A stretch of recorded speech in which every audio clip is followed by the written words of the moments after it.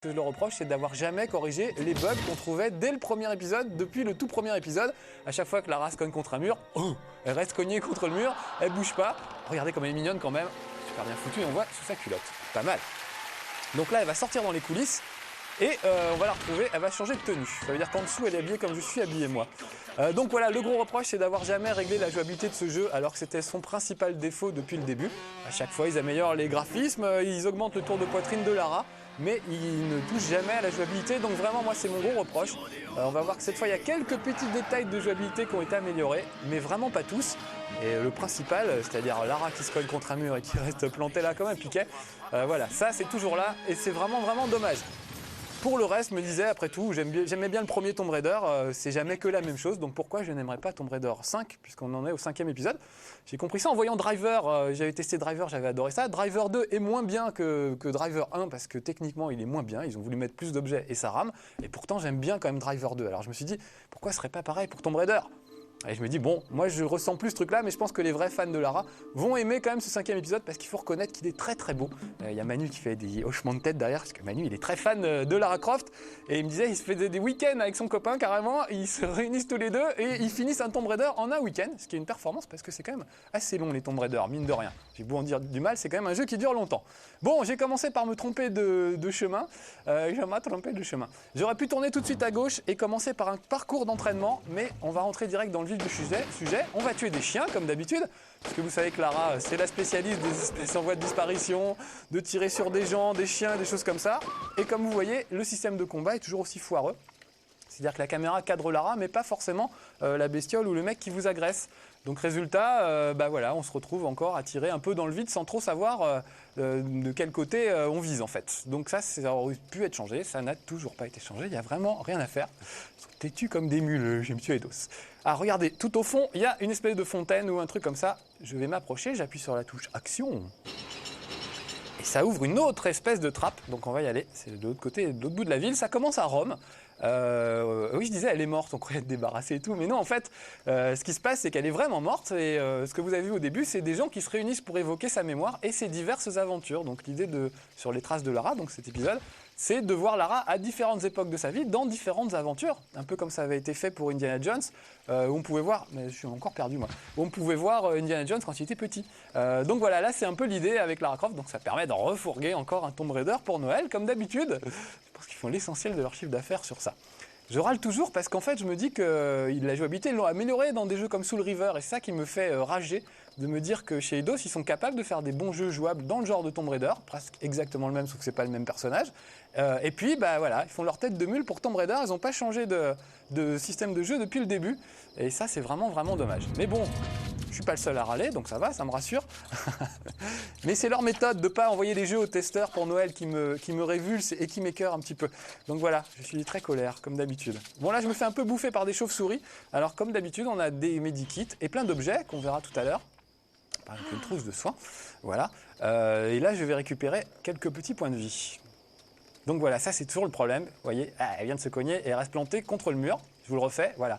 N'importe quel autre personnage, si j'appuyais là, il ferait le tour, il se tournerait. Là, il faut se tourner soi-même et faire tout le tour. Donc ça, c'est très pénible quand on est en train de se battre, quand on a besoin de courir assez vite.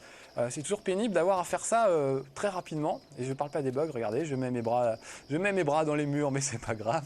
Je traverse les pylônes et tout. Il y a quelques bugs qui ont été corrigés au niveau des... Comment dire, quand elle grimpe à une ficelle. Là, elle est toujours, vous voyez, bras gauche dans le mur, bizarre. Bon, ça n'empêche pas ça ne nuit pas à la jouabilité, mais c'est quand même pénible d'avoir un jeu aussi attendu que ça et qui soit toujours bourré de bugs, vraiment comme d'habitude. Bon, là, on va sauter en l'air, il va falloir que je fasse un gros saut. Hop là, c'est parti, et on va passer sur le côté pour voir si on peut récupérer des trucs. Alors là, la différence qui fait que c'est encore pire que d'habitude, regardez, c'est des mouvements de caméra façon Resident Evil. La caméra est fixe, vous voyez, voilà. Alors je peux me mettre dans la peau de Lara, voilà. Repasser automatiquement dans la tête de Lara, on va dire, en vue subjective. Mais regardez ça, franchement, c'est pas super pratique comme angle de caméra. Donc surtout, il faut le faire soi-même, il faut recadrer soi-même l'action en allant se mettre en vue subjective, ce qui est vraiment pas pratique. Donc ça, c'est encore un truc, c'était pas une bonne idée de faire ça, mais ils l'ont fait. Donc non seulement ils corrigent pas les autres trucs, mais ils trouvent des trucs pour que ce soit encore pire. C'est horrible. Bon, ça reste quand même jouable, il ne faut pas exagérer. Il y a quand même des défauts. C'est vrai que, je sais pas, je me focalise sur cette pauvre Lara. Il y a bien d'autres jeux qui ont plein de défauts aussi. Donc, il ne faut pas non plus, c'est comme si une grande vedette et qu'on l'aime bien, voilà, on ne lui pardonne rien, alors que d'autres, à la limite, on laisserait passer. Oh, il y a encore un chien. Je vais être très prudent. Et là, la caméra me montre que la clé que je viens de récupérer, je ne sais pas si vous avez aperçu, elle va permettre d'ouvrir cette porte. Comme quoi les énigmes, c'est toujours aussi malaise. Donc voilà, on va sauter juste au-dessus. Ah oui, je voulais vous faire voir un petit peu. Elle a des jumelles, Lara. Ça aussi, c'est un des reproches que je ferais. C'est les mêmes jumelles que dans l'épisode précédent. C'est un truc qui avait été inauguré dans l'épisode précédent, je crois bien. Regardez, je vais utiliser les jumelles. Voilà. Maintenant, il dit utiliser. Voilà. Utiliser, voilà. Et regardez bien, je tourne la tête à droite. Je ne peux pas tourner la tête à droite plus que ça. C'est quand même lamentable. C'est comme, regardez, je vais vous le faire avec ma tête. Si je tourne avec ma tête, je fais... Voilà, c'est pas plus que ça. Dans la vraie vie, je peux regarder derrière moi si je veux. Donc voilà, ça c'est chiant, surtout quand vous avez un fusil de sniper qui est lié à ça et que vous ne pouvez pas avoir un type qui serait là sur le côté, il est 3 mm plus loin. Je suis obligé de ressortir du menu, de laisser tomber les jumelles et ensuite de les ressortir une nouvelle fois. Donc vraiment, ça c'est pénible. Je vais plutôt sortir les flingues. Voilà, et on va discuter un peu avec le clébard qui doit se trouver quelque part par là. Il est derrière moi, derrière toi Guignol, crie Manu. Voilà, et on va sauter un peu en l'air histoire de pas trop se faire toucher. Donc c'est très acrobatique, très joli, mais c'est un peu du n'importe quoi les combats, comme d'habitude. Ils prétendent avoir amélioré un petit peu l'intelligence artificielle de vos adversaires. Franchement, j'ai rien vu de plus brillant. Ils sont toujours aussi cons que des footballeurs. Non, je suis méchant, j'aime bien le footballeur. On va dire un patineur artistique. Non, allez, non, on va pas dire du mal de Cornel Rowe non plus. Je peux rien dire du mal de personne. Oh, alors là, il y a un type qui me tire dessus. Vous voyez, il est là-haut. Alors, je vais vite me mettre à couvert. Je vais me mettre à couvert, je vais me mettre les bras dans les murs. Comme ça, il ne pourra pas me tirer dessus. Ça va être super. Voilà, donc je vais lui tirer dessus jusqu'à ce qu'il s'en aille un petit peu. Voilà, et on va essayer de le suivre ensuite. En fait, je me dis, c'est pas facile avec les lunettes et avec les lunettes et la natte. Je comprends pourquoi elle est aussi peu jouable, Lara, en fait. C'est parce qu'elle est encombrée par ses... par ses nattes. Alors, voilà, regardez, là, il y a une espèce de seau, comment on appelle ça? Une espèce de pierre en forme d'étoile qui nous servira à ouvrir une porte un petit peu plus loin. Donc, je vais la ramasser. Il en faut 2 comme ça pour ouvrir la porte.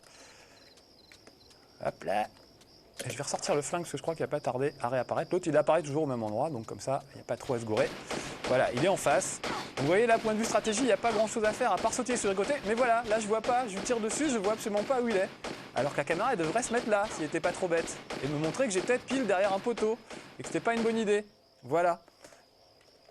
Donc c'est ça que je reproche vraiment, c'est des problèmes de jouabilité. Sinon, elle est mignonne. Attendez, on va la remettre un petit peu, regardez. Elle est quand même mieux foutue que moi, quand même assez clairement. Et puis bien modélisée, avec tout en rondeur, comme moi. Moi, c'est plutôt des rondeurs genre Maïté. Alors, un truc nouveau dans cet épisode, c'est qu'on peut faire l'équilibriste, le funambule. Regardez, on appuie sur la touche contrôle et dès qu'il y a un fil, elle peut marcher sur le fil. Et de temps en temps, il faut rétablir l'équilibre. Quand elle perd son équilibre, vous allez voir, elle est un peu déséquilibrée. Il faut que j'appuie à droite et à gauche. Donc voilà, là, j'appuie un petit coup à gauche, ça la rééquilibre et je peux continuer d'avancer. Si je rééquilibre pas dans les 2 secondes qui suivent, évidemment, elle tombe. Elle se retrouve en bas. Donc si c'est pas trop, c'est pas très grave, on n'a qu'à recommencer. Par contre, si c'est 200 mètres, elle finit en bouillie comme d'habitude avec un petit gémissement. Alors, je les aime bien, les gémissements de Lara. C'est le truc qui donne envie de la cogner contre les murs et de la faire grimper à des trucs parce qu'elle pousse toujours un petit soupir d'effort qui est bien sympathique. Bon, allez, on va continuer. Là, sur le côté, il y a un levier qui va me permettre de retourner dans la zone où j'étais tout à l'heure. On va pas y aller tout de suite, mais on va au moins ouvrir le levier. Alors, ce qu'ils ont amélioré, je trouve pas mal, c'est que quand on est face à un levier ou un truc comme ça, c'est plus facile de l'actionner. On n'est pas obligé d'être pile en face comme c'était avant. Quand vous voulez ramasser un objet, par exemple, vous n'êtes pas obligé que ce soit pile entre vos jambes, alors que dans le dernier épisode encore, c'était comme ça. Il fallait vraiment être pile poil sur un objet pour pouvoir le ramasser. Donc voilà, ça au moins ça change. Tiens, petit exemple. Voilà, je me mets sur ce truc. Voilà, l'exemple marche pas, c'est horrible. Il faut que je m'approche. Voilà, là, je suis pas pile à côté et elle le ramasse pas. Mince, je voulais montrer un super exemple gentil, j'y arrive pas. Voilà. Donc je l'ai mis entre mes jambes, ça marchait. Enfin, dans l'ensemble, j'avais l'impression que ça marchait mieux, ça a le coup de ramasser des objets. Donc voilà, petit progrès à ce niveau-là. Gros progrès graphique, je trouve, au niveau des lumières et tout. Alors c'est peut-être moi, j'ai peut-être pas bien ouvert les yeux dans l'épisode précédent. Je sais pas s'il y a eu de vrais progrès techniques, mais en tout cas, il y a vraiment des décors super beaux, avec des effets de lumière géniaux. Ah, on va trouver une nouvelle arme, un nouveau flingue, qui est bien sympa, et qui nous servira, il va nous servir tout de suite d'ailleurs. C'est un flingue qui tire des plus grosses balles. Alors cette porte-là, on peut l'ouvrir. Pourquoi celle-là et pas les autres? Ne me demandez pas. Mais c'est comme ça. Et regardez sur le côté, il y a une espèce de, comment on appelle ça, de lunettes. C'est un truc de fusil de sniper. qui va nous permettre de tirer avec précision sur des gens. Il y avait déjà ça dans l'autre épisode. Donc le problème, c'est l'angle de visée, enfin en tout cas l'angle de tir, on ne peut pas aller trop sur les côtés. Alors regardez, je peux combiner des objets comme on le faisait. Je vais donc combiner la lunette, tac, avec le revolver qui est juste en dessous. Voilà, et regardez, ça tourne en 3D, formidable. Et on voit que maintenant on peut viser. Donc je vais passer en vue subjective, je vais sortir le flingue d'abord. Ah non, c'est pas le bon flingue, il faut que je sorte le bon flingue. Ah bah si pourtant. Voilà, je passe en vue subjective et regardez, là je peux viser ce cadenas. Voilà, ça ouvre la porte, autrement j'aurais pas pu l'ouvrir. Voilà, je vais prendre un midi kit quand même, me souffle Manu, parce que c'est peut-être pas une mauvaise idée. Je vois pas si je suis bien en point ou pas. Oh si, ça avait l'air d'aller quand même. Donc voilà, un autre truc à récupérer, super, on va le ramasser. Et ça marche pas, c'est ce que je disais tout à l'heure. Je croyais que ça marchait mieux, mais en fait c'est moi qui me plaçais mieux du premier coup au-dessus des objets. Mais en fait, il faut vraiment être pile avec l'objet entre les jambes, comme d'habitude, pour que ça marche. Donc voilà, tous ces petits détails, vraiment ça gâche. Et puis surtout, ça fait quand même 5 ans qu'ils sont là, ces petits détails. Et ils auraient vraiment pu trouver le temps de les corriger, ça aurait été quand même la moindre des choses. Eh ben, ils l'ont toujours pas fait, donc vraiment, ça sent le truc commercial et c'est un petit peu énervant. Bon, c'est commercial, les jeux, c'est normal, mais bon, si vous cherchez un bon jeu de plateforme, on peut encore dire du bien de Spider-Man, mais par exemple, Spider-Man, c'est un héros qu'on connaît et ils ont fait un super jeu avec. Je vais courir un peu, il y a le truc de sprint, vraiment original et tout, et qui est pourtant rien d'autre qu'un Tomb Raider-like, mais au moins, il y a des choses un peu nouvelles dedans. Lara Croft, il y a quelques nouveautés, elle peut chloroformer des gens, il y a un petit côté un peu Metal Gear où il faut être un peu plus, comment dire, un peu plus discret qu'avant, voilà. Mais sinon, ça ne change pas grand-chose. Oui, elle peut donc chloroformer des gens pour les endormir. C'est pas mal. Alors regardez, j'ai mis le premier seau dans l'espèce de serrure. Je ne sais pas comment ça s'appelle, moi je ne parle pas couramment le langage de Lara. Je vais bien me mettre en face et on va utiliser... C'est une clé de jardin en fait. Si quelqu'un a une clé de jardin comme ça, il m'écrit, parce que vraiment, j'ai jamais vu ça. Voilà, ça a ouvert une grille sur le côté, je vais pouvoir rentrer à cet endroit-là. J'aime bien quand même, les mouvements de caméra, les musiques et tout ça, c'est quand même assez sympa. Donc encore une fois, j'ai été toujours assez méchant avec les Tomb Raider qui ont suivi le premier. J'étais très fan du premier, je l'ai fini, j'ai adoré ça vraiment. Le 2, ça sentait déjà le réchauffer, le 3, j'en parle pas, et le 4, c'est terrible. Donc là, on en est quand même à 5. Hein. Ça fait beaucoup. Mais ils ont promis que c'était le dernier. Ils ont intérêt, sinon je me déguise en Lara Croft, Lara Croft nulle la prochaine fois. Le dernier sur PlayStation, me dit Manu. Ah bon, les autres machines y échapperont alors. Alors, voyons voir. Après, il devrait passer à autre chose. Un autre genre de jeu serait plus du Tomb Raider-like en fait. On ne sait pas trop ce que ça va être encore. Oh, il y a des types qui vont essayer de me tirer dessus. Alors, vous allez voir qu'ils sont idiots. On parlait d'intelligence artificielle. On va les écouter parler et on comprend qu'ils ne sont pas beaucoup plus intelligents que leurs prédécesseurs.